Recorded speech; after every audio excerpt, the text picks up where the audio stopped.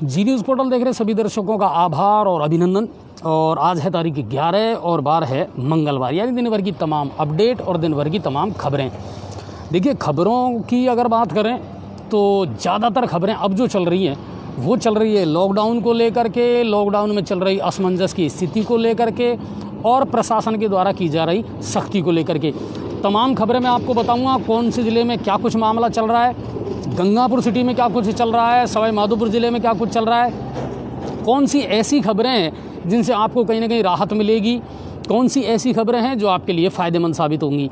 तो फटाफट पहले तो शेयर कीजिए। आप लोग बहुत कम शेयर कर रहे हैं सर, और ये थोड़ा सा एक दुख का विषय ज़रूर है हमारे लिए। आप अगर हमारा साथ देना चाहते हैं तो आपका साथ सबसे इम्पोर्टेंट इस चीज़ के लिए है कि आप खबरों को शेयर करें। वहाँ तक, हर विभाग तक ये खबरें पहुँचनी चाहिए कि जो हमारा उद्देश्य है और आपका उद्देश्य है वो पूरा हो सके, कि अधिकारियों तक, प्रशासन तक हमारी खबरें पहुँचें और वो तुरंत उस पर एक्शन ले। आप शेयर नहीं करेंगे तो फिर मामला फेल हो जाएगा। तो चलिए, जितने भी दर्शक हमारे जुड़ते चले जाएं उनसे मेरी रिक्वेस्ट है कि आप साथ के साथ खबरों को शेयर करें, और ना सिर्फ अनछुए पहलू को बल्कि दिन भर भी जो खबरें चलती हैं उनको भी आप शेयर करें। तो बात में थोड़ा वजन पैदा होगा और दम भी आएगा। चलिए अब शुरू करते हैं आज का पूरा जो खबरनामा है वो दिन भर का। पहले बात करें साहब कोरोना की, क्योंकि अब तो सिर्फ यही चल रहा है और चलेगा ही क्या। कोरोना के अलावा कुछ है नहीं कोई खबर। हाँ बिल्कुल, तो कोरोना ही है। और कोरोना की अपडेट ये है कि 16,080 संक्रमित नए केस आए हैं, यानी घटे हैं। देखिए, घट तो रहे हैं और इसका सबसे बड़ा कारण है आप। जी हाँ, जो लोग घरों में हैं उन्हीं की वजह से है कि इस संक्रमण की चैन ही तो तोड़नी है हमको, और उसमें कामयाब हो जाएंगे। जैसा सीएम गहलोत ने कहा कि अगर हमने 15 दिन बिल्कुल गंभीरता से इस लॉकडाउन का पालन कर लिया तो डेफिनेटली हमको कामयाबी मिलेगी और हम इस चैन को तोड़ देंगे। तो 16,080 मामले संक्रमित हुए हैं, लेकिन मौतों का आंकड़ा बढ़ा है। अब तक 155 से 160 के बीच में चल रहा था मामला, आज ये आंकड़ा बढ़ करके 169 हो चुका है। और 13,198 लोग ऐसे हैं जो ठीक हो गए हैं, रिकवर करके अपने घर लौट चुके हैं। तो उनको भी हमारी ओर से बहुत शुभकामनाएं कि आपने एक अच्छी जंग लड़ी इससे, पूरी ताकत से और विल पावर से। जांच को लेकर के थोड़ी सी असमंजस की स्थिति चल रही है। मैंने कहीं पढ़ा था कि साहब जांच अगर ज़्यादा आ रही हैं तो पेशेंट ज़्यादा आ रहे हैं, और जब जांचों को कम कर दिया जाता है तो फिर पेशेंट कम आ रहे हैं। तो जांचों को लेकर के गफलत नहीं होनी चाहिए, सही आंकड़े आने चाहिए। ये प्रशासन को भी देखना है कि ज़्यादा से ज़्यादा जांच होंगी, ज़्यादा से ज़्यादा लोग अगर संक्रमित आए भी हैं तो कम से कम इलाज तो होगा, उनका ट्रीटमेंट तो मिलेगा। आंकड़े छुपाने से काम नहीं चलने वाला, ये बिल्कुल स्पष्ट है। तो इनमें पारदर्शिता होना बहुत ज़रूरी है। और राजस्थान के लिए अच्छी खबर यह है कि रूस से 650 ऑक्सीजन के कंसंट्रेटर आज जयपुर पहुंचे। वहीं केंद्र सरकार ने भी 125 वेंटिलेटर और 150 सिलेंडर भी राज्य सरकार को सौंपे हैं। तो अब हालात थोड़े से सुधर रहे हैं स्वास्थ्य सुविधाओं को लेकर के। जब चिल्ला रहे थे अब ऑक्सीजन के लिए, कंसंट्रेटर के लिए या और किसी चीज़ के लिए, तो वो अब हालात थोड़े से सुधर रहे हैं, भामाशाह भी आगे आ रहे हैं। केंद्र सरकार भी अपने हिसाब से पूरा बजट दे रही है और जो मांग है उसको पूरा कर रही है। राज्य सरकारें जो हैं वो भी बेहतरीन तरीके से मैनेजमेंट अगर कर रही हैं तो फिर सबको फ़ायदा मिलेगा। चलिए, और मुख्यमंत्री गहलोत जो हैं वो तो लगातार बीसी कर रहे हैं सर, लगातार इसको लेकर के बैठकें चल रही हैं। हर व्यक्ति से, समाज के हर मुखिया से बातचीत कर रहे हैं, पंच सरपंच हों, विपक्ष हो, अपने जितने भी अधिकारी हैं वो हों, तो सबसे जुड़ रहे हैं, सबसे सलाह मशवरा कर रहे हैं और लगातार इस पर नज़र बनाए हुए हैं। शिक्षा विभाग से खबर ये आई है कि 10वीं बोर्ड की परीक्षाओं को लेकर सरकार बहुत जल्दी कोई ना कोई निर्णय लेगी। बच्चों के भविष्य को देखते हुए आपको याद होगा कि मई में ये एग्ज़ाम आयोजित होने वाली थी, खिसका दिया था इनको, लेकिन अब लग नहीं रहा कि मई में या जून में भी हम करवा पाएंगे। तो शिक्षा विभाग इसको लेकर के बहुत जल्दी फैसला करने वाला है। 10वीं बोर्ड की परीक्षाओं को लेकर के रीट की जो परीक्षा 20 जून को होने वाली थी वो ऑलरेडी स्थगित कर दी गई है।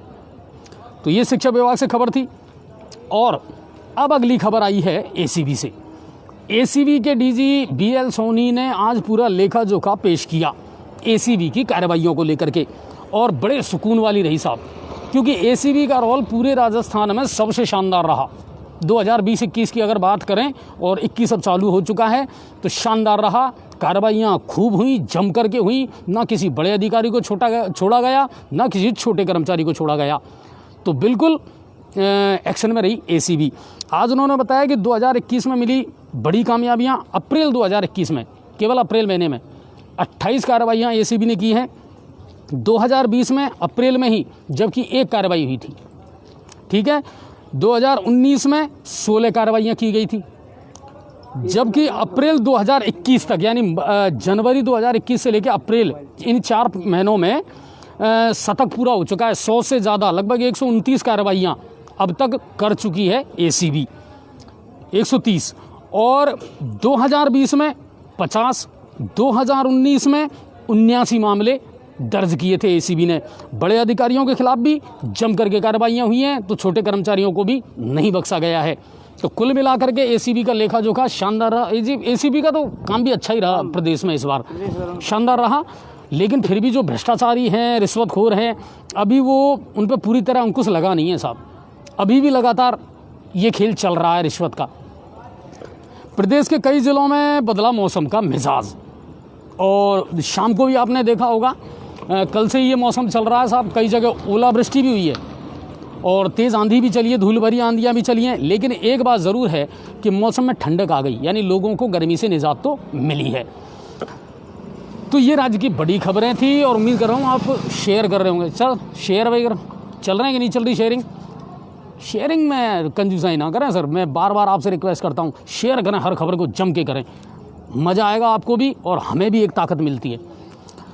भरतपुर, तो राज्य सरकार ने सभी कलेक्टर्स को, बहुत इम्पोर्टेंट खबर है, आप सबके लिए जानना बहुत ज़रूरी है कि राज्य सरकार ने सभी कलेक्टर्स को ये निर्देश दिए हैं कि वेंटिलेटर और ऑक्सीजन कंसंट्रेटर की पूर्ति अगर राज्य के अस्पतालों में हो जाती है और उसके बाद जो भी बचेगा वो निजी अस्पतालों को, जिनको ऑथराइज्ड किया गया है, अडॉप्ट किया गया है, उनमें लगाए जाएंगे।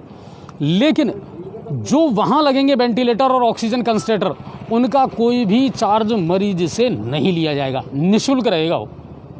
तो ये एक बड़ा फैसला है और इसकी शुरुआत भरतपुर से हो चुकी है, जिला कलेक्टर हिमांशु गुप्ता के नेतृत्व में। भरतपुर के शमशान घाटों से बड़ा ही मार्मिक वीडियो आ रहा है साहब, और मार्मिक वीडियो इसलिए है क्योंकि कोरोना बीमारी में जब अपने परिवार का, अपने घर का जब हम कोई खो देते हैं ना साहब, तो कई जगह से ऐसी बातें सुनने को मिलती हैं, देखने को मिलती हैं कि परिजन उससे दूरी बना लेते हैं। जब तक वो जिंदा था तब तक मेरा अपना था, मेरे दिल का टुकड़ा था, मेरे बड़ा करीब था। लेकिन जो ही ये पता लगता है कि कोरोना से इसकी मौत हो गई है, परिवारजन दूरी बना लेते हैं। और ऐसे मृतकों को अंतिम संस्कार करना का जो काम है वो नगर निगम भरतपुर के कर्मचारी बड़ी शिद्दत के साथ कर रहे हैं साहब। वो अपनों से ज़्यादा अहम भूमिका निभा रहे हैं इन दिनों। नगर निगम से कुछ इसी तरह की वीडियोज़ आए हैं कि निगम के कर्मचारी दिन रात इस काम में लगे हुए हैं और 15 दिन में लगभग 45 कोरोना मृतकों का वो अंतिम संस्कार कर चुके हैं पूरी श्रद्धा के साथ में। और आयुक्त राजेश गोयल जो है वो लगातार कर्मचारियों के साथ बैठक करके और उनका हौसला भी बढ़ाते रहते हैं। तो कुल मिलाकर के यह है कि वहाँ के जो 8 कर्मचारी हैं वो इस काम में लगे हुए हैं और कम से कम इतना तो वो कर ही रहे हैं कि जो मृतक है उसका अंतिम संस्कार ढंग से हो जाए, और बिना डरे बिना थके वो इस काम को कर रहे हैं। तो हम भी उनको सलाम करते हैं और वो हैं असली कोरोना वॉरियर्स। चलिए, और अगली खबर, डीएसपी के निर्देश पर पहाड़ी पुलिस ने कार्रवाई करते हुए 5000 के इनामी बदमाश को अवैध हथियारों के साथ में गिरफ्तार किया। उसके पास से 12 बोर का कट्टा और एक जिंदा कारतूस मिला है। जो आरोपी है इस पर गौ तस्करी और पुलिस पर फायरिंग सहित कई मामले पहले से दर्ज हैं। इन मामलों में ये फरार चल रहा था। कई राज्यों में भी इसके खिलाफ मुकदमे दर्ज हैं। तो बड़ी कामयाबी मिली है। इसके जो 3 साथी हैं उनको पुलिस ने पहले ही गिरफ्तार कर लिया है। और भरतपुर में अगर कोरोना अपडेट की बात की जाए तो फिर से विस्फोटक स्थिति पैदा हुई है। 2 दिन में बहुत तेज़ी से आंकड़े बढ़े हैं। आज भी 688 नए केस आए हैं और ये जानकारी दी है CMHO कप्तान सिंह ने वहाँ पर कि अगर ये स्थिति रही तो आने वाले दिनों में डरावनी तस्वीर हो सकती है भरतपुर में। तो वहाँ के जो बाशिंदे हैं, वहाँ के जो लोग हैं, उनसे भी हमारी ये रिक्वेस्ट है कि सर प्लीज़ सहयोग करें और इन 15 दिन में अपने परिवार के साथ अपने घर में सुरक्षित रहें, तो डेफिनेटली हम ज़रूर जीतेंगे और ये आंकड़े बहुत तेज़ी से घटेंगे, निश्चित मानिए आप। अच्छा, ग्रामीण क्षेत्र में भी अब दुनिया जागरूक हो गई सर। देखो लगातार जो हमारे पास में खबरें आती है, क्योंकि हम ग्रामीण क्षेत्र में भी सबसे ज़्यादा देखा जाता है जी न्यूज़ पोर्टल, वहाँ से भी लोग हमें फ़ोन करते हैं। वहाँ अगर कोई शादी विवाह आयोजन या गड़बड़ी कर रहे हैं, लोग गलती कर रहे हैं, तो कोई ना कोई सूचना ज़रूर आती है हमारे पास। साहब ये देखो कहना नहीं मान रहे हैं, बड़ा आयोजन कर रहे हैं, धार्मिक आयोजन चल रहा है, कोई पार्टी चल रही है। तो हालांकि कैमरे के सामने आकर के लोग नहीं बोलते हैं साहब, लेकिन गाँवों में भी अब लोग समझने लगे हैं इसकी गंभीरता को। अच्छा, सरकार का भी फोकस और प्रशासन का भी फोकस अब गाँवों में ज़्यादा है। इसके बारे में विस्तार से और मैं आपको आगे बताऊँगा। तो कुल मिलाकर के भरतपुर के जितने भी बाशिंदे हैं उस ज़िले में, हम उनसे रिक्वेस्ट करेंगे बिल्कुल आप पालन करें 15 दिन इस लॉकडाउन का, हम इन आंकड़ों को तेज़ी से घटा देंगे। भरतपुर के मेडिकल कॉलेज में जल्द मिलेगी सुपर स्पेशलिटी सुविधाएं, और ये बहुत शानदार और राहत देने वाली खबर है हर ज़िले के लिए। कारण ये है, जब किसी एक ज़िले में सुविधाएं होती हैं तो उसके पड़ोसी ज़िलों को भी उसका लाभ ज़रूर मिलता है। करौली है, सवाई माधोपुर है, भरतपुर से लगते हुए ज़िले, तो डेफिनेटली इनका बेनिफिट कहीं ना कहीं हमारे ज़िलों को भी है, सवाई माधोपुर ज़िला हो या करौली ज़िला हो। तो मेडिकल कॉलेज जो है वहाँ जल्द अच्छी सुविधाएं मिलने वाली हैं। न्यूरोलॉजी, यूरोलॉजी, नेफ्रोलॉजी और कार्डियोलॉजी, इनकी सुविधाएं अब वहाँ शुरू हो जाएंगी। इन सेवाओं को मंजूरी मिल चुकी है वित्त विभाग से। इसके लिए 4 आचार्य और 4 सहायक आचार्य, 4 सीनियर रेजिडेंट और 8 जूनियर पदों की मंजूरी हो चुकी है। कुल 29 पद होंगे वहाँ पर। तो एक बड़ी राहत है सर, और एक बड़ी पहल है, और सरकार का एक बड़ा कदम इसको कहा जा सकता है। अब चलते हैं धौलपुर की तरफ। संभागीय आयुक्त पीसी बोरवाल ने आज जिला कलेक्टर के साथ में राजाखेड़ा का दौरा किया, बाज़ारों में पैदल मार्च किया और व्यवस्थाओं का जायज़ा लिया, लोगों को जागरूक भी किया, समझाइश भी की। सेपऊ के फूलपुरा गांव में 2 पक्षों के बीच में बच्चों की बात को लेकर के शुरू हो गया खूनी संघर्ष, और लाठी भाटा जंग चली साहब जम करके। और लाठी भाटा जंग जो चली उसमें एक महिला सहित 8 लोग घायल हुए हैं और उनका इलाज जारी है। अब चलते हैं करौली की तरफ। करौली ज़िले में क्या कुछ है, तो करौली के बारे में मैं बता देता हूँ। ज़िले में 18 से 44 वर्ष के लिए वैक्सीनेशन शुरू हो चुका है, और वो लगभग हर ज़िले में अब शुरू हो चुका है। पहले वैक्सीन की भी कमी थी तो 11 ज़िलों को ही सेलेक्ट किया गया था, उसके बाद अब हर ज़िले में ये शुरू हो चुका है। हालांकि इनमें अव्यवस्थाओं का आलम भी जम करके देखने को मिल रहा है सर, चाहे कोई सा भी ज़िला हो तो वो भी मिल रहा है। जिला कलेक्टर सिद्धार्थ सियाग जो हैं वो हर वैक्सीनेशन सेंटर पर पहुँचे हैं, और अच्छा खासा उत्साह भी लोगों में देखने को मिल रहा है। अब लोग बहुत बढ़ चढ़ करके आगे आ रहे हैं। अब तो सरकार को पसीने छूट रहे हैं कि इन व्यवस्थाओं को माकूल कैसे किया जाए। जिला मुख्यालय पर चरमराई पेयजल आपूर्ति। यस, करौली जिला मुख्यालय से भी ये खबर है। गंगापुर के लोग तो रो ही रहे हैं, हर वार्ड रो रहा है सर। बिल्कुल, हमारे पास में दिन भर में 10 से 15 कॉल ऐसे आते हैं अलग अलग वार्डों से, अलग अलग जगह से। सर क्या करें, 2 दिन हो गए, 3 दिन हो गए। मैं सभापति महोदय से भी कहना चाहूँगा, एसडीएम महोदय से भी कहना चाहूँगा, कोरोना के चक्कर में लोग को प्यास से मत मारो, पानी की कमी से मत मारो। 80 टैंकर चल रहे हैं। सभापति महोदय बिल्कुल मॉनिटरिंग कर रहे हैं कि ये 80 टैंकर चल कहाँ रहे हैं, क्यों नहीं पहुँच रहे, क्या है वार्डों कंडीशन। पदम जी, पेयजल की व्यवस्था यहाँ भी बहुत ज़बरदस्त गड़बड़ाई हुई है। गंगापुर में पानी की प्रत्येक वार्ड में पानी की समस्या बनी हुई है। जब से 15 दिन से लगातार समस्या बनी हुई है। जब से मंडराल में 4 पंप हाउस चल रहे हैं जहाँ से अपने पानी आता है गंगापुर सिटी में, वहाँ पर 2 पंप हाउस बिल्कुल खराब पड़े हैं। लेकिन जो वहाँ के स्थानीय अधिकारी है करौली के, वो इस पर ध्यान नहीं दे रहे हैं। और जब तक वो पंप हाउस ठीक नहीं होंगे, जब तक गंगापुर सिटी में, लेकिन कुल मिला करके ये है, देखिए जनता को इससे कोई मतलब नहीं है। जनता एक चीज़ चाहती है, सर हमें पानी मिलना चाहिए। तो वही चीज़ है कि जल्द से जल्द जलदाय विभाग है या आला अधिकारी हैं, इस और उचित कदम उठाएं सर। ऐसा ना हो कि कोरोना से ज़्यादा तराई तराई पानी के लिए मच जाए। बिल्कुल हर बार से समस्या आ रही है। सभापति महोदय को खुद इस पर संज्ञान लेना पड़ेगा, जा करके देखना पड़ेगा, और उनसे ज़्यादा जिम्मेदारी है वार्ड मेंबर्स की। मैं फिर कह रहा हूँ, जितने भी लोग दर्शक हैं जुड़े हुए हैं, उनको निवेदन मेरा ये है, आप हमें फ़ोन करते हैं, बिल्कुल करना भी चाहिए, बताना भी चाहिए। लेकिन अब ये कॉमन प्रॉब्लम हो गई सर, ये पूरे गंगापुर की प्रॉब्लम हो गई है। तो आपसे मेरी एक सलाह है कि आप अपने वार्ड मेंबर के पास ज़रूर जाएं और ये देखें कि मेरे वार्ड के लिए टैंकर कितने स्वीकृत हैं, और वार्ड मेंबर की अनुशंसा पर ये टैंकर बढ़ाए भी जा सकते हैं, क्योंकि इनमें भी कहीं ना कहीं भ्रष्टाचार हो रहा है कि पूरे पहुंच रहे हैं कि नहीं पहुंच रहे। पहुंच रहे हैं तो कहाँ पहुंच रहे हैं, ये बड़ी इंपॉर्टेंट खबर है। तो जितने बाढ़वासी हैं, जितने लोग हैं, उनसे मेरा निवेदन है सर, आप भी थोड़े से जागरूक बनिए और अपने वार्ड मेंबर से मिलिए। अच्छा जी, गंगापुर सिटी के लिए पहले 50 लाख लीटर पानी मिल रहा था जब 4 पंप हाउस चल रहे, अब मात्र 15 लाख लीटर पानी मिल रहा है। अब बताइए आप, तेजी से तिगुना कम हो गया वो, तो वो फर्क पड़ रहा है सर। और विधायक महोदय की लताड़ के बाद भी अभी इसमें कोई सुधार नहीं है। विधायक महोदय ने भी 2 दिन का टाइम दिया था, उसके बाद कल पूर्व विधायक जो है मान सिंह जी, उन्होंने भी फ़ोन कर दिया है, उनको भी वही 2 दिन का टाइम मिला है। और पता नहीं कि कब ये हालात सुधरेंगे। तो गोमती कॉलोनी, वैशाली नगर, वार्ड नंबर 19 करौली में जो है, वहाँ के लोगों ने ज्ञापन भी दिया और रिक्वेस्ट की है कि साहब सुधारें इस व्यवस्था को। उन्होंने नगर परिषद पर दोष लगाया है कि साहब उनकी वजह से ये व्यवस्था हो रही है। हिंडौन में वैक्सीनेशन में बाधा बनी विद्युत आपूर्ति, वहाँ वैक्सीन लगवाने लोग गए थे 18 से 44 वाले, तो लाइट चली गई, अधिकारियों को फ़ोन किया, लेकिन उसके बावजूद भी विद्युत में कोई सुधार नहीं हुआ और जो काम था वो ठप हो गया था कुछ देर के लिए। टोडा भीम में भी पुलिस सख्ती कर रही है, लॉकडाउन का लोगों से पालन करवा रही है। नांदोती में भी आज 18 गाड़ियाँ सीज की गई और 40 गाड़ियों के चालान काटे गए। तो सभी जगह अब पुलिस ये प्रयास कर रही है लोग घरों से बाहर ना निकलें और घरों में रहें। अब चलते हैं सवाई माधोपुर की तरफ, हमारे ज़िले की तरफ। शेयर कर रहे हैं कि नहीं कर रहे लोग सर, प्लीज़ मुझे बताएं पदम जी। शेयर अभी कम चल रही है, हाँ बहुत कम चल रही है। यही तो चक्कर है ना, फिर क्या करें, बंद करें अनछुए पहलू। फिर आप ही फ़ोन करते हो, मैसेज करते हो, परेशान करते हो, सर कल अनछुए पहलू नहीं आया। तो बिल्कुल आप शेयर करें। सवाई माधोपुर से बड़ी खबरें हैं आज, और बड़ी खबर ये है कि जिला कलेक्टर राजेंद्र किशन का एक मार्मिक चेहरा भी आज नज़र आया और उन्होंने कहा कि आप देखिए, दिन भर इतने फ़ोन आते हैं कि सर मेरा फ़ोन गर्म हो जाता है और कान पे लगाते लगाते मेरा सिर बहुत ज़्यादा गर्म हो जाता है।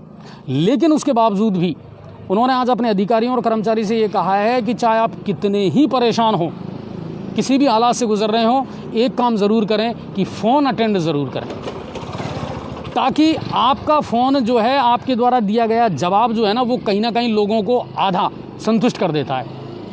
आप जवाब ही नहीं देंगे, फ़ोन पिक नहीं करेंगे, तो लोग फ्रस्ट्रेट हो जाते हैं फिर। तो उन्होंने एक बहुत बड़ी बात कही है कि बिल्कुल चाहे हालात कैसे भी हैं, ये विषम परिस्थितियां हैं, सबको मिल करके लड़ना पड़ेगा, लेकिन फ़ोन अटेंड ज़रूर करें और संतोषप्रद जवाब ज़रूर दें।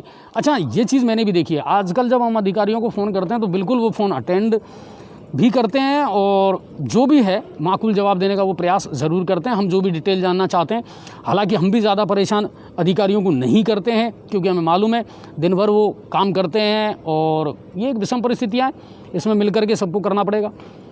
ये बात कही। इसके अलावा जिला कलेक्टर राजेंद्र किशन ने एक बात और कही है कि अब शहरी अस्पतालों पर भीड़ ना बढ़े, इसके लिए हर CSC लेवल पर 50% बेड अब कोरोना पेशेंट के लिए भी आरक्षित किए जाएंगे, यानी वहाँ भी इलाज मिलेगा ताकि वो शहरों की तरफ ना भटकें।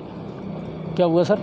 हमारे गांव बिजली विभाग फ़ोन करने पर कोई उत्तर नहीं देते हैं, OP गुजर जी कह रहे हैं। शिकायत करें सर, एक्शन को करें, ऐसी महोदय को शिकायत करें। अगर अधिकारी लापरवाही करते हैं, फ़ोन ही नहीं उठाते हैं, ऐसे तो काम नहीं चलेगा। अच्छा, सरकारी नंबर रखें आप, ये भी आप थोड़ा सा ध्यान रखें। हर विभाग के हर अधिकारी के सरकारी नंबर हैं, तो उनको आप रखें तो वो ज़रूर अटेंड होते हैं। तो CSC लेवल पर 50% बेड कोरोना के लिए रखे जाएंगे और ये साफ कहा है कि जितने भी डॉक्टर हैं वो सरकारी क्वार्टर में ही रुकें ताकि रात में किसी को कोई परेशानी ना हो। जिला कलेक्टर के ये साफ निर्देश हैं सर, और CMHO तेजराम जी ने आदेश जारी कर दिए हैं। और दूसरी बात कि CMHO ने एक बात और कही है, और जिला कलेक्टर महोदय ने भी एक पहल बड़ी की है। जिन गांवों और ढाणियों में अस्पतालों की या स्वास्थ्य की व्यवस्था नहीं है, वहां अब 4 मोबाइल OPD वैन भेजी जाएंगी। उसमें जो है आपको मैं बताऊं, RT-PCR की जांच भी होगी और दवाइयां भी होंगी, डॉक्टर्स होंगे, पैरामेडिकल स्टाफ मतलब वो होगा। तो कुल मिलाकर के ये एक अच्छी पहल हो सकती है अगर ग्रास रूट लेवल पर ढंग से काम किया जाए और इसकी ढंग से मॉनिटरिंग की जाए, ग्राम पंचायतों में, गाँवों में, ढाणियों में ये पहुँचे तो शायद ज़्यादा बेटर होगा जहाँ ये सुविधाएं नहीं हैं, और साथ ही साथ लोगों को जागरूक भी किया जाए। जी, आज के मीना जी खबर भेज रहे हैं पीरोदा से 4 कोरोना से मौत हुई है।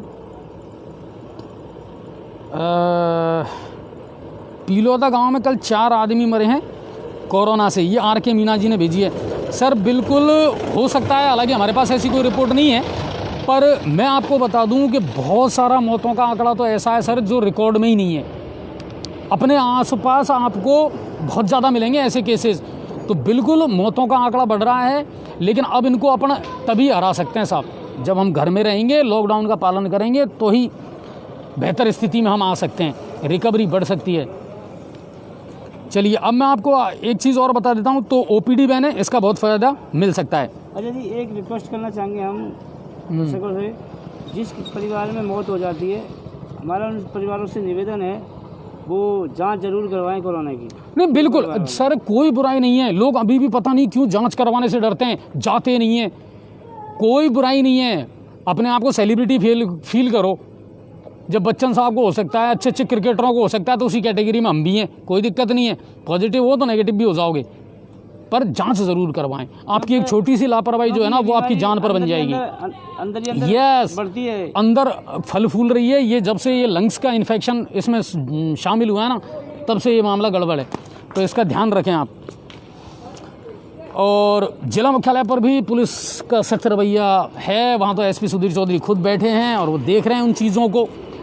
और सबसे बड़ी बात यह है कि बजरिया में और मुख्य जो चौराहे हैं उन पर चालान काटने की कार्रवाई पुलिस ने की है। तो जिला मुख्यालय पर भी तेज़ी से इसमें काम हो रहा है और पुलिस का रवैया बिल्कुल सख्त है। अब बात करते हैं हमारे शहर की, गंगापुर सिटी शहर की क्या प्रमुख खबरें हैं। तो ज़्यादा से ज़्यादा और फटाफट शेयर करिए, ताकि गंगापुर सिटी के लोगों तक हर खबर पहुंच सके।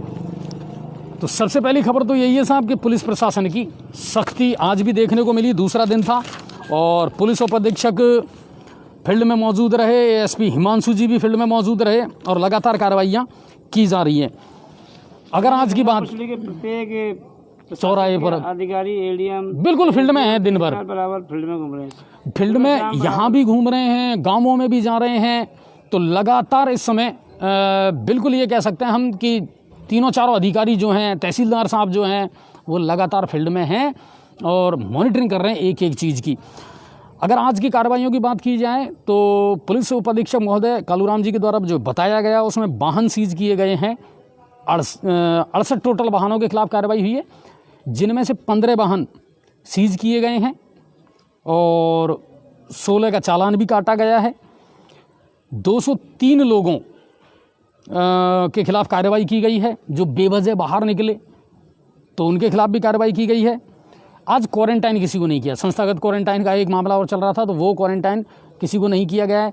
इसके अलावा आज पुलिस उपाधीक्षक जी ने तीनों चारों थाने के जो थाना प्रभारी हैं उनकी मीटिंग ली, उनके साथ मीटिंग करके उनको निर्देश दिए कि एक तो जो बीट कांस्टेबल हैं उनको अपने बीटों में भेजा जाए, वो बीट की रिपोर्ट ला करके देंगे कितने वहाँ शादी ब्याह हो रहे हैं, क्या पेशेंटों की पोजीशन है। तो वो भी एक बहुत इम्पोर्टेंट कदम होगा। लोगों को मनाया जा रहा है किसी भी तरीके से कि बड़े जो आयोजन हैं उनको फ़िलहाल टालें, और वरना वही 1 लाख रुपए जुर्माने की कार्रवाई की जाएगी। अगर आपने गाइडलाइन का पालन नहीं किया तो 11 व्यक्ति ही शादी में अलाउ है, या अंत्येष्टि वगैरह है तो उनमें केवल 20 लोगों को परमिशन दी गई है। तो इसको लेकर के पुलिस सख्त है। ये कमेंट पढ़ा, पदम जी, कोरोना डोज लगवाने वालों को पुलिस रोकती है क्या जो 40 किलोमीटर दूर से आए हैं? दिलीप जी, ऐसा कुछ भी नहीं है। कोरोना पेशेंट जो आ रहे हैं, या सॉरी जो कोरोना की वैक्सीन लगवाने जो आ रहे हैं, उनके नहीं रोका जा रहा है। आप जो ज़रूरी दस्तावेज है वो उनको दिखा दें, आपके मोबाइल में मैसेज रहता है, वो दिखाएं और बिल्कुल वैक्सीन सेंटर पर जाएं। इस तरह किसी को भी नहीं रोका जा रहा है। तो ये कार्रवाई की गई है पुलिस के द्वारा गंगापुर सिटी में। तो लगातार पुलिस 40 किलोमीटर का लिख रहे हैं, लेकिन हाँ हो सकता है नहीं हो। बहुत सी जगह ऐसी हैं गाँवों में नहीं है, केवल मुख्य जो जगह है वहीं वैक्सीन अभी तक पहुंचाई गई है। जैसे गंगापुर में 3 जगह चल रही है, आज वजीरपुर में भी शुरू कर दिया गया था। तो ग्रामीण क्षेत्र में अभी तक वो नहीं पहुंच पा रही हैं। अगर कोई आ रहा है तो बिल्कुल वैक्सीन लगवाने आ सकता है। और पुलिसकर्मियों को भी ऐसे व्यक्तियों को नहीं रोकना चाहिए, बिल्कुल जो डोज लगवाने जा रहे हैं। अब यहाँ एक चीज़ और निकल करके सामने आ रही है सर। आज हमारी लगभग आधा घंटे मेरी अतिरिक्त पुलिस अधीक्षक हिमांशु जी से बात हुई है कई विषयों पर, कि सर इन फील्ड जब जा रहे हैं ना प्रैक्टिकली, तो कुछ चीज़ें ऐसी हैं जो निकल करके सामने आ रही हैं। जैसे व्यापारियों का मुद्दा कि अब सामान लेने जाएं तो साहब बिना वाहन के कैसे जाएं, सामान आए तो कैसे आए। आसपास के जो गांव हैं वहाँ के व्यापारी भी गंगापुर सिटी सामान खरीदने आने चाह रहे हैं, लेकिन आप तो मोटरसाइकिल भी अलाउ नहीं कर रहे, तो फिर काम चलेगा कैसे। और खुद अतिरिक्त पुलिस अधीक्षक जी ने भी ये माना कि हाँ इस तरह के इशू हमारे सामने भी आए हैं। यदि लोडिंग वाहनों को परमिशन नहीं मिली तो कालाबाजारी बढ़ेगी इसमें। नहीं, हाँ ज़रूरतें पूरी नहीं होंगी, गांव वालों का सामान बिल्कुल बिल्कुल। तो उन्होंने भी बिल्कुल इस बात को स्वीकार किया कि हाँ कहीं माथा पर रख के थोड़ी ले जाएगा वो कि सामान को। ये समस्याएं आ रही है, ये शिकायतें लगातार आ रही हैं। उन्होंने व्यापारियों से भी ये कहा है कि आप भी कोई सुझाव दीजिए या फिर आप कोई इस तरह की वो बनाइए, तो बिल्कुल प्रशासन उसको इजाज़त देगा। क्योंकि प्रैक्टिकली अगर कोई चीज़ है नज़र आ रही है तो उस पर ध्यान देना। IT डिपार्टमेंट के हैं, जैसे कोई इंटरनेट वाला है या किसी दूरसंचार सेवा से जुड़ा हुआ है या किसी कंपनी से जुड़ा हुआ है और वो लोग काम पे जा रहे हैं अपने आई कार्ड के साथ, तो उनको भी पुलिस बार बार रोक रही है, उनके खिलाफ भी कार्रवाई कर रही है। टारगेट के चक्कर में आप खुद नियमों की धज्जियाँ ना उड़ाएं, ये रिक्वेस्ट है हमारी। क्योंकि बार बार हम इस बात को अच्छी तरीके से जानते हैं। देखिए अंदर क्या है बाहर क्या है वो अलग चीज़ है, पब्लिक शायद ना पहचानती हो, लेकिन मीडिया पहचानता है कि टारगेट के चक्कर में अपने जो टारगेट है उनको पूरा करने के चक्कर में आप गलत डिसीजन ना लें, थोड़ी सी मानवीयता दिखाएं, बिल्कुल बेवजह के और गलत चालान ना करें। कोई ड्यूटी कर्मचारी जा रहा एक कर्मचारी ड्यूटी करके आ रहा है, वो रिक्वेस्ट कर रहा है, लेकिन नहीं, अरे अब भाई साहब ये टारगेट तो पूरा करना है, दो, तुम नहीं दोगे पैसा तो हम दे देंगे, तो ये कौन सा तरीका हुआ बताइए आप। तो इन चीज़ों का विशेष ध्यान रखें। बाकी आपकी कार्रवाई का असर भी दिख रहा है, लोग अब बेवजह कम घूम रहे हैं, ये इसमें कोई डाउट नहीं है। लेकिन सर लोगों की जो अंदर की समस्या है ना वो भी देखनी पड़ेगी। SDM साहब से मेरी रिक्वेस्ट है, सर आप हैं कमांडर इन चीफ अभी, तो कोई ऐसा इनोवेटिव आइडियाज़ आप ले सकते हैं, कोई डिसीज़न ले सकते हैं। जैसे अब मैं नाम भूल रहा हूँ, शायद भयाना की बात है, वहाँ के SDM ने लिया है कि ऑड इवन फार्मूला अपना रखा था पहले टेम्पू को लेकर के, ऑटो को लेकर के, तो कोई ना कोई ऐसा तरीका ज़रूर निकालें। पुलिसकर्मी ये कहते हैं SDM साहब की मोहर लगवा करके ID ले करके आओ आप, तब मान्य करोगे। अब की बार पासेज शुरू ही कहाँ करें आपने, जब पास बन ही नहीं रहे। और गाइडलाइन में क्लियर ये लिखा हुआ है कि ऑथेंटिक कंपनी के द्वारा अगर कोई आई कार्ड इशू किया जाएगा तो वो मान्य होगा। और अच्छा जी लोडिंग वाहनों के लिए बराबर परमिशन है? बिल्कुल परमिशन है, तो उनको क्यों रोका जा रहा है? तो कहीं ना कहीं ये थोड़ी सी या तो संपूर्ण लॉकडाउन, देखिए हम प्रशासन की भी गलती ये नहीं मानती कि सरकार खुद कंफ्यूज है। जी गाइडलाइन में बराबर दिया गया है, नहीं वो तो दिया है, पर मैं ये कह रहा हूँ कि सरकार भी इस लॉकडाउन को उस तरीके से नहीं कर पाई जिस तरीके से करना चाहिए था। कंफ्यूज पहले भी थी सरकार और अभी भी कंफ्यूजन वाला डिसीजन लिया, स्पष्ट कुछ भी नहीं है। बहुत सारी चीज़ें ऐसी हैं जो मेंशन नहीं की गई हैं और ये अब लोगों के लिए परेशानी का सबब बन रही हैं। तो हिमांशु जी ने भी मुझसे ये कहा है कि आप 3-4 ऐसे इशू हैं वो लिख करके मेरे पास भेजिए और डेफिनेटली कल ही हम इसको लेकर के कोई कदम ज़रूर उठाएंगे। क्योंकि देखिए वही बात है ना कि लोगों को आपने घरों में तो कैद कर दिया, लोग घरों में रहने को भी तैयार हैं, मगर उनकी ज़रूरतें तो पूरी हों। अच्छा जी सबसे बड़ी बात यह था जो गौशाला पे चारा, हाँ वो देखिए एक इशू है, चारा जाते हैं जब तक रोकते नहीं है, लेकिन जब वापस लौटते हैं तब उनको चालान करते हैं। ट्रेनों में अगर किसी यात्री को छोड़ना है, लेने आना है, तो वो एक बड़ी समस्या है। ये सारी चीज़ें मैंने उनके सामने रखी हैं और उम्मीद ये करता हूं कि कल तक प्रशासन कोई ना कोई अच्छा डिसीजन लेगा और लोगों को राहत ज़रूर मिलेगी। या फिर आप संपूर्ण लॉकडाउन कर दीजिए, कहीं कोई परेशानी नहीं है। पिछली साल का ये आपके पास अनुभव है, पिछली बार कोई गड़बड़ नहीं हुई थी और उस लॉकडाउन का लोगों ने अच्छे से पालन करा। और मुझे ये लगता है सर कि देखिए सबकी अपनी अपनी ज़रूरतें हैं, लेकिन सबके पास इतना भी है कि कोई भूखा नहीं मरने वाला, ये तो मैं डेफिनेटली कह सकता हूँ। पिछली बार भी हमने किसी को भूखा नहीं मरने दिया। तो सरकारों को वो कदम उठाने पड़ेंगे, प्रशासन को वो कदम उठाने पड़ेंगे कि लोगों की ज़रूरत पूरी होती रहे और वो घरों से बाहर ना निकलें। अच्छा जी आज की तारीख में अंडरग्राउंड में सारे काम चल रहे हैं, नाई का बिल्कुल नाई के दाढ़ी नहीं बना रहा क्या, सब कुछ हो रहा है अंडरग्राउंड में। जलदाय विभाग की मैं आपको डिटेल बता ही चुका हूँ कि साहब जलदाय विभाग का तो क्या कहना, पूरे शहर भर में पानी के लिए त्राही मची हुई है। विधायक महोदय का जो फटकार है उसका कितना असर होता है वो देखूंगा 1-2 दिन में, कि हो सकता है पानी मिल जाए लोगों को। बाढ़ 28 की एक समस्या थी नेहरू पार्क वाली, आपको याद होगा, वहाँ के जो पार्षद हैं जगदीश जी वो भी आए थे एक बार लाइव में, तो उन्होंने कहा था कि साहब ये जो सफ़ेदे का पेड़ है वो इतना ज़्यादा बढ़ गया था सर कि आसपास के जो मकान हैं उनको क्षति पहुंच सकती थी। कई बार उन्होंने मांग की और आज उसका निस्तारण हो गया, उस पेड़ को काट दिया। शाइन स्कूल से हमारे पास फ़ोन आया, वहाँ पे कोई दुकान है नाइयों की, इतनी ज़बरदस्त भीड़ मची हुई है वहाँ पे, बहुत भयंकर। अच्छा चलिए, नहीं कई जगह से आ रहे हैं सर, ऐसे तो कई जगह से आ रहे हैं, गली मोहल्लों में लोग। लाटा हाउस से खूब आई है आज खबर हमारे पास में कि सर लोग भीड़ लगा के रहते हैं, अंदर गली में खूब बैठे रहते हैं, मीटिंग चलती है, ताश खेलते रहते हैं, तो ये फिर मामला गड़बड़ हो जाएगा ना सर। कॉलोनी में किसी में भी चले जाओ, खूब हर कॉलोनी में, इंटरनल एरिया में आप कहीं भी चले जाओ, फुल मस्ती फुल एंजॉय कर रहे हैं लोग, जबकि ये एंजॉय का नहीं, गंभीरता का विषय है। आप अपने घर में अपने परिवार के साथ, अपने बच्चों के साथ टाइम स्पेंड कीजिए सर, टीवी देखिए, वीडियो गेम खेलिए। और मेरा तो ये मानना है कि इन 14 दिनों में, 15 दिनों में अपने आप को अपडेट भी करिए, थोड़ा सा कोई नई चीज़ सीखिए।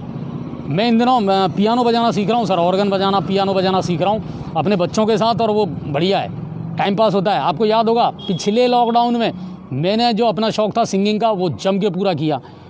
तो खुशी के लिए बहाने तो ढूंढने पड़ेंगे। चलिए, तो ये बात है। और पेच वर्क बन रहा जी का जंजाल गंगापुर सिटी में, लाइव दिखाया था पदम जी ने। और हालात ये अब हैं साहब, जब गर्मी है, अगर बारिश शुरू हो गई तो क्या कंडीशन होगी इस शहर की, आप कल्पना कर सकते हो। बरसात शुरू हो जाएगी, बिल्कुल गड्ढों में तब्दील हो जाएगा ये शहर, कितने और हादसे होंगे, बिल्कुल हादसों का शहर बन जाएगा। जिम्मेदार कौन होगा?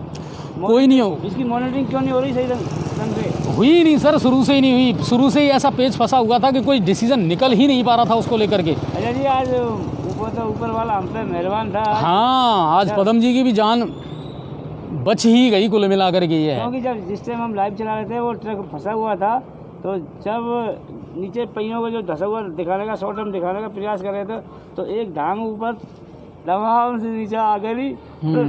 जब जैसे धमाका हुआ तो पीछे सरका, तो बड़े बाल बचा दोस्तों। बिल्कुल, तो वो थी। प्रशासनिक अधिकारियों से हमारा निवेदन है, गंगापुर सिटी के प्रत्येक पेज पर में देखा जाए, अन्यथा बड़ा हादसा होगा 2 महीने बाद। वो तो धांधली जो होनी थी ना, वो तो हो गई, अब देखते ही रहो। होना था जो तो हो गया, जब देखना था तब तो देखा नहीं।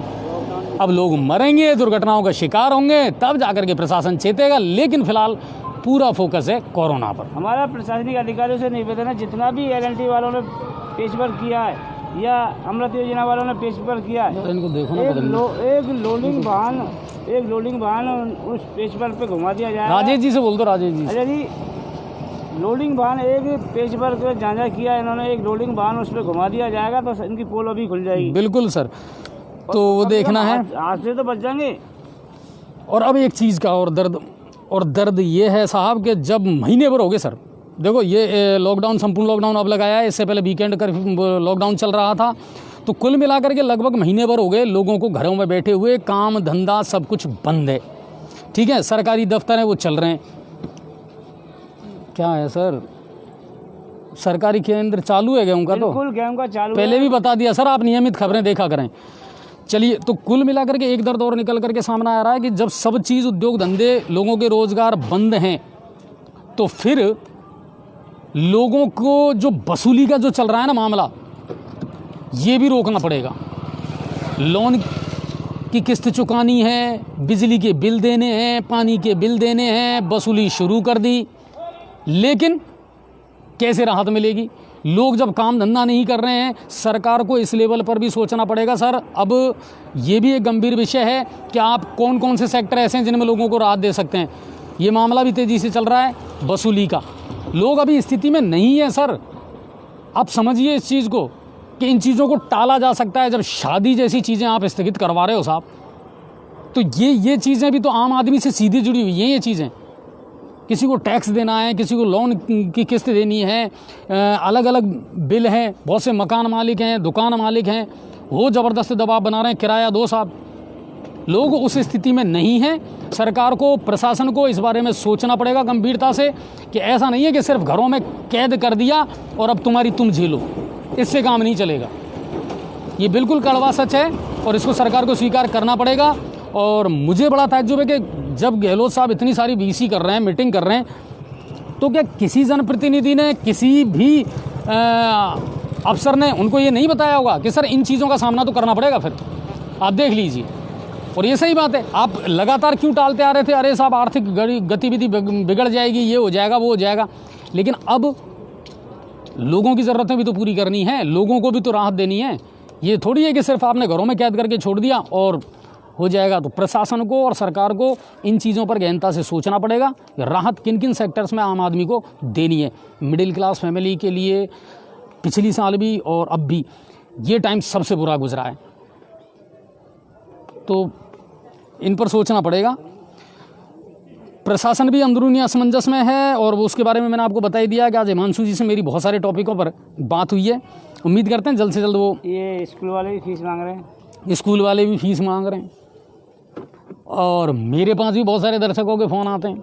क्या करें अजय जी, अब मैं कहता हूँ कि साहब मैं क्या बताऊँ, ये आपके अपने डिसीजन हैं। अगर आप हैं देने लायक तो दे दें, नहीं है तो मना कर दें। साहब अभी नहीं है, दैट्स ऑल। क्या करें, बाकी खुश रहें। बिजली विभाग वाले भी जो स्थायी शुल्क 2 महीने का लेने लगा था, अभी भी, हाँ वो जो है वो अप्लाई नहीं हुआ। पहले कहते थे कि अब 1 महीने में आएगा, लेकिन स्थायी शुल्क तो 2 महीने का ले रहे हैं। वो प्रक्रिया है ना, वो भी, उसमें भी मामला गड़बड़ चल रहा है सर। तो ये देखिए अभी जो बिल जनरेट हुए हैं वो 2 महीने का स्थायी शुल्क ही दे रहे हैं। सैनिक नगर से आज एक लाइव और चलाई थी मैंने। शाम को एक बुजुर्ग थे, लावारिश और असहाय मतलब, और उनके आगे पीछे कोई था नहीं, परिवार में कुछ लोग हैं तो वो उनको एक्सेप्ट नहीं करते, अपने यहाँ रखते नहीं हैं। 3-4 दिन से वो एक छतरी है वहाँ, उसी के नीचे जीवन यापन कर रहे थे और कॉलोनी वाले उनको खाना खिला रहे थे। तो आज नगर परिषद की पहल पर शिवरतन जी ने तुरंत इस पर, जब उनको सूचना मिली, SDM साहब को भी सूचना मिली, तो उनको अब सुरक्षित आश्रय स्थल पहुँचा दिया गया है और दोनों टाइम उनको खाना भी मिलेगा अब कम से कम, और वो वहाँ रहेंगे। उसके बाद आगे क्या प्रक्रिया रहती है वो बात की बात है, मगर उनको एक राहत ज़रूर मिली है। 52 मास का कल मैंने एक दिखाया था आपको, बताया था मैंने कि वो शायद कंचन बैरवा उनका नाम था और उनकी हालत बहुत ज़्यादा ख़राब है, यानी वो बीमार भी हैं और उनके आगे पीछे कोई नहीं है। एक मानसिक रूप से विक्षिप्त उनकी बेटी है। आज मेरे पास सूचना आई कि रात को उसकी डेथ हो गई, वो जो उसकी बेटी थी, और जो माँ है वो अभी भी बीमार है। उन्हें ना तो किसी ने दवाइयों की कोई हेल्प की है, दवाइयाँ उनको दरकार है, और भोजन है, राशन है, उस पर भी ध्यान देना पड़ेगा। तो कुल मिला करके मैंने कल भी रिक्वेस्ट की थी, और 52 मास में जो भी भामाशाह हैं या प्रशासन है, सरकार है, वो प्लीज़ उनको देखें, उन तक ट्रीटमेंट पहुँचे, उनको चिकित्सालय में भर्ती करवाएं ताकि उनको राहत मिल सके। वजीरपुर में वैक्सीनेशन शुरू हुआ और आज पहले ही दिन अव्यवस्थाएं थोड़ी सी देखने को मिली। हालांकि वहाँ क्या रहा वो उसकी डिटेल हमारे पास अभी नहीं आई है, लेकिन कुल मिलाकर के यह है कि वहाँ भी अव्यवस्थाएं देखने को मिली। साहब नहीं पहुँच रही, एरर की भी कोई समस्या थी, मैंने वहाँ बात की थी, BCMHO साहब से भी मैंने बात की थी, लेकिन आज वहाँ वैक्सीनेशन हुआ है। गंगापुर सिटी की अगर बात करें तो गंगापुर सिटी में 4 जगह आज वैक्सीनेशन हुआ है। आज रेलवे चिकित्सालय जो है उसमें भी वैक्सीनेशन शुरू कर दिया गया है। बाकी मैं आपको डिटेल बता देता हूँ। उदय मोड़ में 193 18 से 44 आयु तक 193 डोज लगी हैं और 47 डोज लगी हैं सेकंड, जिनको लगवानी थी 45 से ऊपर वाले। हिंगोटा में 34 लगी हैं और रेलवे में 142 डोज लगी हैं सेकंड। वहाँ किसी भी 18 से 44 वाले का मामला नहीं था, केवल सेकंड डोज लगाई गई है पहली डोज के बाद के। तो ये है हिंगोटा में 34। और विद्युत विभाग में भी आज कैंप आयोजित किया गया था, जिसमें बिजली कर्मी जो हैं JBNL के, उन विद्युत कर्मियों को भी डोज लगाया गया और उसमें 134 ऐसे कर्मचारी थे जिनकी आयु 18 से 44 है। इसी प्रकार आपको मैं बता दूं कि सामान्य चिकित्सालय जो है उसमें भी 182। अच्छा, सामान्य चिकित्सालय में अब 2 कमरे बना दिए गए हैं, ये बहुत अच्छा रहा। अलग अलग कैटेगरी के 2 कमरे बना दिए गए हैं, जिनमें एक में 18 से 44 और दूसरे में जिनको सेकेंड डोज लगनी है 45 से ऊपर उनको। तो 182 तो 18 से 44 में लगी हैं और 259 सेकेंड डोज लगाई गई हैं। तो अच्छा रहा मामला। हालांकि वजीरपुर में हमारे पास आंकड़ा ये आया कि 500 वैक्सीन वहाँ पहुँचाई गई थी, डोज पहुँचाई गई थी। तो वहाँ की ये रिपोर्ट है। और इसके अलावा अब मैं आपको बता दूं कि ग्रामीण क्षेत्रों में भी अब सैनिटेशन का काम ज़ोर से चल रहा है। बहुत सारे गांवों से, जैसे मोचा का पुरा है और भी एक आध गांव है जिनके मेरे नाम मैं भूल रहा हूं, तो वहाँ से भी लगातार हमारे पास में फ़ोटो आए हैं, वीडियो आए हैं, जहाँ सरपंचों ने पहल की है और पूरे गाँव को सैनिटाइज़ करवाया जा रहा है, सफाइयाँ गाँवों में करवाई जा रही हैं। तो जितने भी सरपंच हैं उनसे भी मेरी ये रिक्वेस्ट है, वार्ड पंच हैं उनसे भी रिक्वेस्ट है, सर प्लीज़ आप लोग भी अब उठ खड़े होइए। और अगर ये कहा जा रहा है कि ये गाँव में सबसे ज़्यादा फैल रहा है, तो बिल्कुल अपने गाँवों को बचाने की जिम्मेदारी अब आपकी है। करिए लोगों के लिए पहल, कहीं कोई परेशानी नहीं है। बहुत सारे गाँवों में सरपंच अच्छा काम कर रहे हैं, उनका हम शुक्रिया अदा करते हैं, बिल्कुल करिए आप। तो ये आज की तमाम खबरें थी, इसके अलावा और कोई बड़ी खबर नहीं है। कुल मिलाकर के ये है कि एक खबर और है, हाँ, बौली की एक खबर ज़रूर आई थी, गांव डिडवाड़ी में वन्यजीव बघेरे द्वारा घायल करने की सूचना। और आज मेरे पास में इसकी अपडेट आई थी कि इसको रेस्क्यू कर लिया गया है। हाँ, और इस बघेरे को अब जंगल में छोड़ दिया जाएगा और इसने एक को घायल भी किया था। तो ये एक डिटेल वहाँ से आई थी। आप पेज पर भी इस खबर को बिल्कुल देख सकते हैं विस्तार से। तो खबरों को डिटेल से देखने के लिए पेज पर ज़रूर जाएं, पेज का विजिट करें, वहाँ सारी खबर की आपकी डिटेल मिलेगी। कुल मिलाकर के ये है कि ये एक ऐसा टाइम है सर जिसको आप अच्छा भी गुजार सकते हैं, और अगर सोचोगे तो फिर ये भी कह सकते हो कि हाँ, ज़िंदगी के पन्नों का ये शायद सबसे बुरा कैलेंडर था और इसे जल्द से जल्द ज़िंदगी के कैलेंडर से इस पेज को फाड़ देना चाहते हैं। ये सही बात है। 1 साल हो गया सर, पूरा 1 साल, इससे ज़्यादा होने को है, अब इससे ज़्यादा होने को है। ज़िंदगी ऐसी थमसी गई, थोड़ी शुरू हुई थी, सिर्फ उतनी ही जितनी पानी के बुलबुले, कुछ फूली और फिर से बैठ गई। थोड़ी बहुत चलने वाली थी। स्टूडेंट्स हैं, उनकी लाइफ आप देख लीजिए। इस समय सोचना बिल्कुल है, पैनिक टाइम है, मगर वही बात है साहब कि इस पैनिक टाइम का भी हम कोई ना कोई अगर सदुपयोग करें तो ज़्यादा बेहतर होगा, क्योंकि चाहे हंसें चाहे रोएं, ये वक्त तो निकालना पड़ेगा। और प्रकृति से लड़ना इतना आसान भी नहीं है। प्रकृति आपको चैलेंज कर रही है। इतने सालों से हम प्रकृति को नोच करके खाते आ रहे हैं और उसी का ये परिणाम हम भोग रहे हैं। कभी कोरोना, कभी स्वाइन फ्लू, कभी चिकनगुनिया, ये ऐसी डिजीज़ हैं साहब जो अचानक आती हैं और ज़िंदगी में ब्रेक लगा देती हैं। सर हमारे यहाँ पर कोरोना गाइडलाइन की कौन है क्या? हमारा गांव करौली और सवाई माधोपुर की सीमा पर है, बट कोई पुलिस चौकी नहीं लगाई गई है। कौन सा गांव है? ताजपुर। अच्छा, ये छावा ताजपुर।